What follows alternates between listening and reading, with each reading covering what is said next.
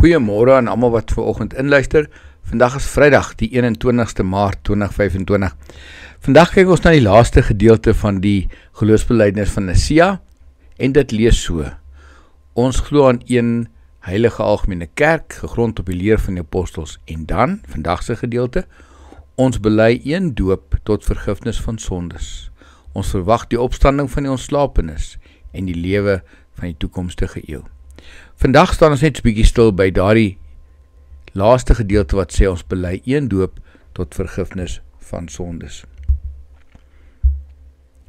As ons na hierdie gedeelte kyk, dan is daar gewoonlik baie vrae wat by mense opkom oor die doop. En vrae wat mense baie keer vra is, wanneer moet ek gedoop word? As 'n baba, as 'n tiener of as 'n volwassene? Kan ek my miskien weer laat doop? Eintlik is daar baie vrae rondom die doop.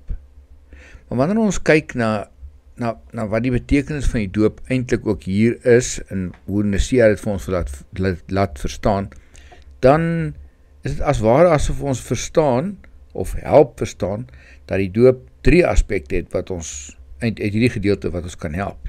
Die eerste een is, die doop is 'n teken van insluiting, verbintenis en genade. Die tweede een is, een doop, een geloof, een familie.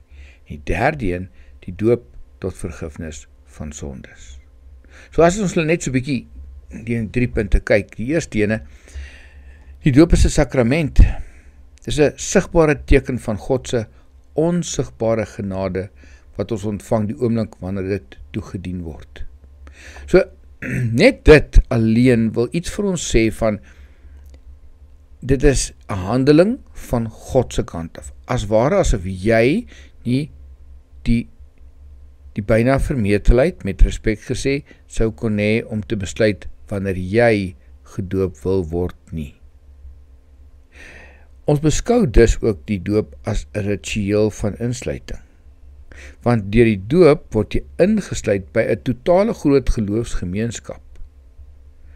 Jy is volledig lidmaat byvoorbeeld van 'n kerk, van 'n gemeente.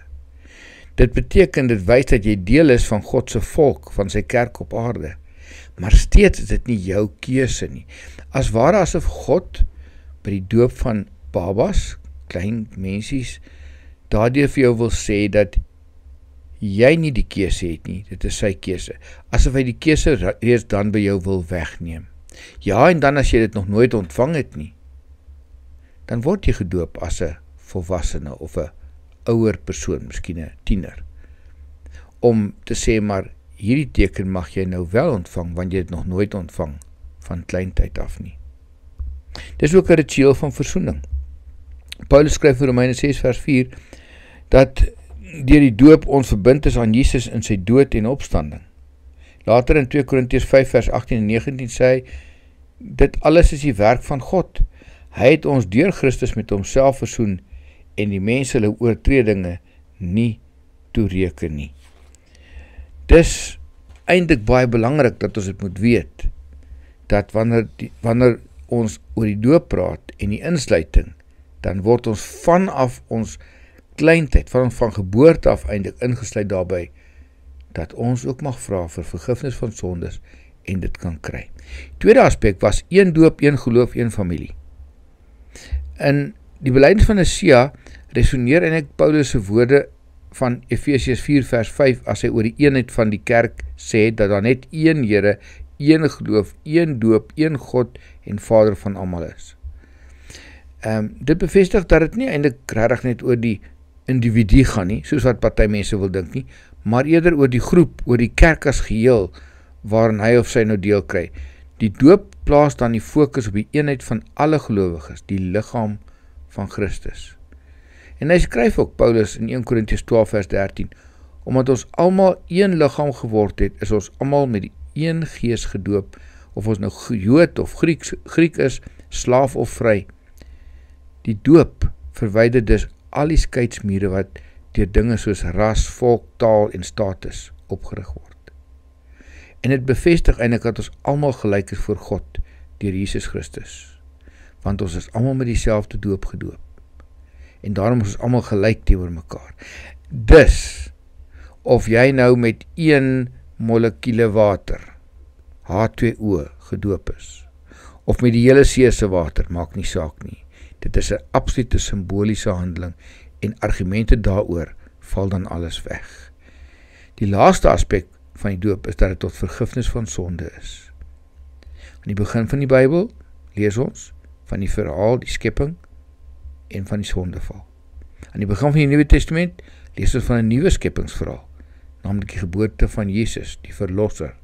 En deur sy verhaal, sy geboorte, sy lewe en sy sterwe, word ons herinner aan God se oneindige liefde en genade vir sy volk.